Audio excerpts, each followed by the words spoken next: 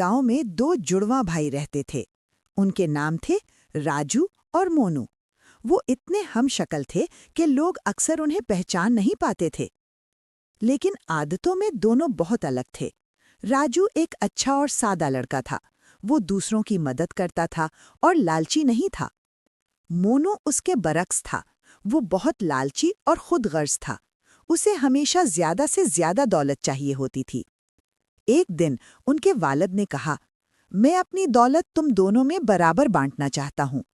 मोनू फौरन बोला, नहीं डैडी, जिसने ज्यादा अक्ल और ताकत दिखाई उसे ज्यादा दौलत मिलनी चाहिए।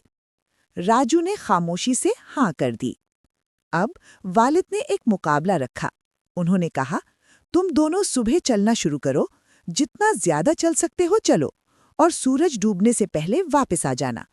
जिसने जितना फासला तय किया होगा उसी हिसाब से दौलत मिलेगी, और कोई घड़ी साथ नहीं ले जाना। अगले दिन दोनों भाई निकल पड़े। राजू आहिस्ता आहिस्ता चल रहा था। उसने सोचा, दोपहर तक जाऊंगा और फिर वापस मुड़ जाऊंगा ताकि वक्त पर घर पहुंच सकूं। मोनू बहुत तेजी से चलने लगा। वो लालच में आगे ही आगे बढ़ता गया। दोपहर गुजर गई, लेकिन वो वापस नहीं मुड़ा। वो बोला, मैं और आगे जाऊंगा, ज्यादा दौलत मिलेगी। जब सूरज नारंगी होने लगा तो उसे फिक्र हुई। वो जल्दी से वापस दौड़ा, लेकिन अब बहुत देर हो चुकी थी। रास्ते में अंधेरा हो गया। वो थक गया और आहिस्ता आहिस्ता घर पहुंचा। राजू वक्त पर घर पहुंच चुका था। मोनू मुकाबला हार गया और उसे समझ आ गया कि उसकी लालच ही उसकी हार की वजह बनी।